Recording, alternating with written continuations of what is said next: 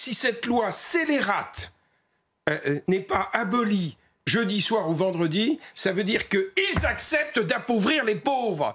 Je veux dire, c'est inimaginable.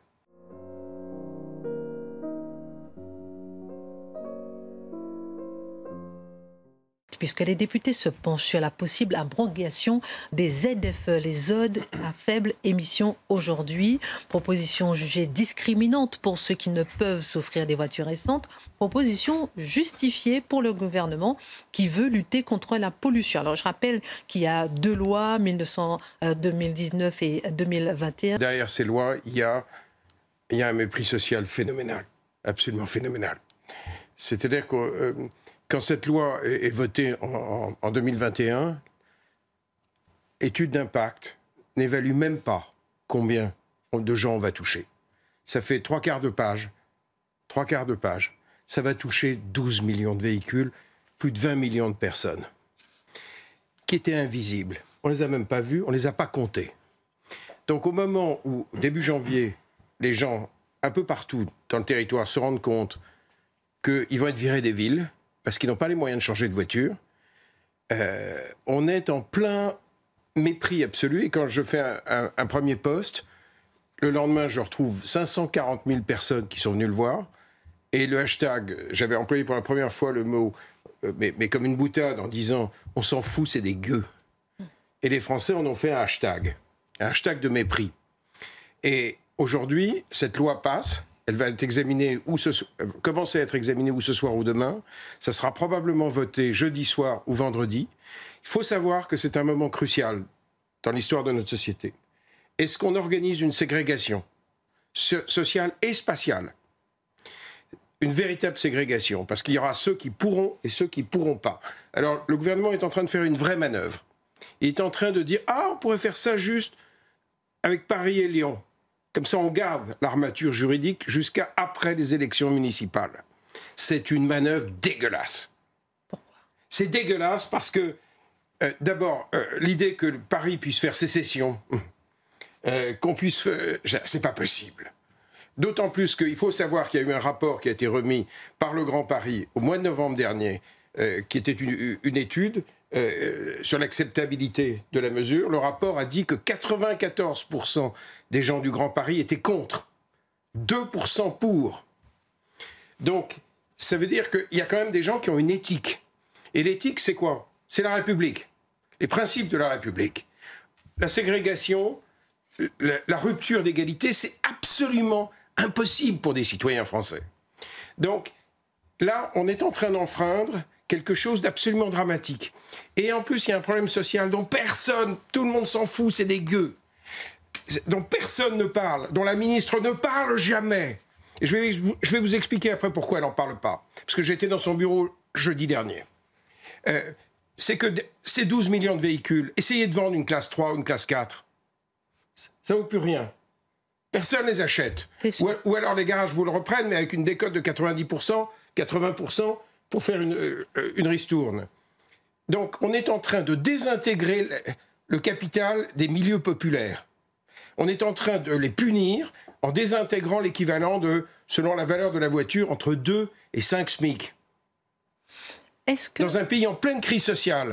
Donc si cette loi scélérate n'est pas abolie jeudi soir ou vendredi, ça veut dire qu'ils acceptent d'appauvrir les pauvres.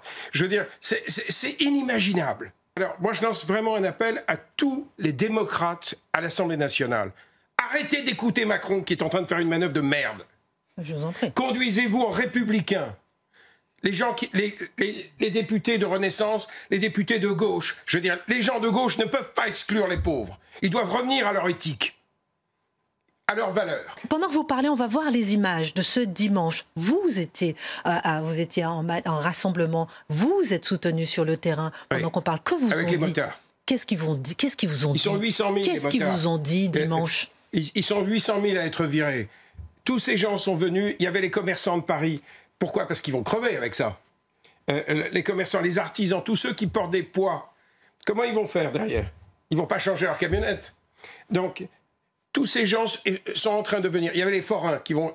Alors, tous nous ont dit, si cette loi scélérate passe, la mobilisation, ça sera 10 fois. Et inutile de vous dire que toutes les révoltes en France sont en train de se téléphoner. Parce que personne ne peut accepter ça. Alors, la bonne nouvelle, c'est que je me suis dit, si jamais ça se passait mal, on n'a quand même pas de pays de rechange. Il faut qu'on fasse très attention à notre République. Alors, j'ai été voir les associations de maires. J'ai été voir David Lisnard, le président des maires de France. J'ai été voir des présidents de région. Ils sont avec nous, ils sont avec les gueux. Ce qui veut dire que si jamais ça tournait mal, ce serait accompagné de manière républicaine par la base de la République, par les manants de la République, ceux qu'on maltraite, les élus locaux. Il faut qu'à un moment, la France des provinces ne se laisse plus faire. La France des provinces, oui. La France des Gilets jaunes, une sorte de colère sourde. Oui, mais républicaine, profondément républicaine. Qu'est-ce que vous entendez par républicaine? On attaque les fondements, les valeurs. On attaque la liberté fondamentale de mouvement. On attaque l'égalité. Tout à coup, il y a le riche qui passe avec sa Tesla et l'autre qui reste qui est bloqué. Donc, on ne peut pas négocier la République. C'est pour ça que j'appelle tous les députés. Je voudrais que ce soit un vote d'honneur. Qu'on ait la fierté collective en France de se rappeler qu'on est tous républicains, qu'on soit de gauche, d'extrême droite, de je sais pas quoi, je m'en fous. À un moment donné, on a des valeurs collectives, ça s'appelle la République. Voilà, donc ça n'a rien à voir avec des conneries de populisme ou je sais pas quoi, ça a à voir avec la République. Votre discours, non seulement est pertinent, il est respectable. Reste qu'on voit parfois ces voitures fumantes, ces voitures brinque-ballantes, et qui sont... Voilà. On a des réponses. On a des réponses. Est-ce qu'on nous a pris pour des cons avec le contrôle technique qu'on paye tous? Ça voulait dire qu'on se foutait de notre gueule? Je veux dire, le contrôle technique assure le renouvellement du parc.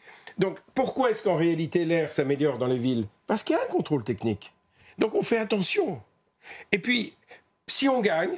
Voilà ce qu'on va faire avec les mouvements de citoyens, avec les gueux. On va faire des sortes d'assises nationales de l'écologie non violente. Parce qu'on a tous intérêt à trouver des solutions, mais des solutions de production. Il y a des entreprises qui, par exemple, si vous changez votre pot catalytique, vous en avez pour 2000 balles. Il y a des entreprises qui nettoient, comme on nettoie une cheminée. Il y en a pour 150 €. Donc, pourquoi on va toujours dans le maximalisme au lieu de chercher ensemble des solutions de production? Donc, moi, je m'engage à faire cet effort-là et à contribuer. Les gueux vont participer à la mise en place en France d'une écologie non violente.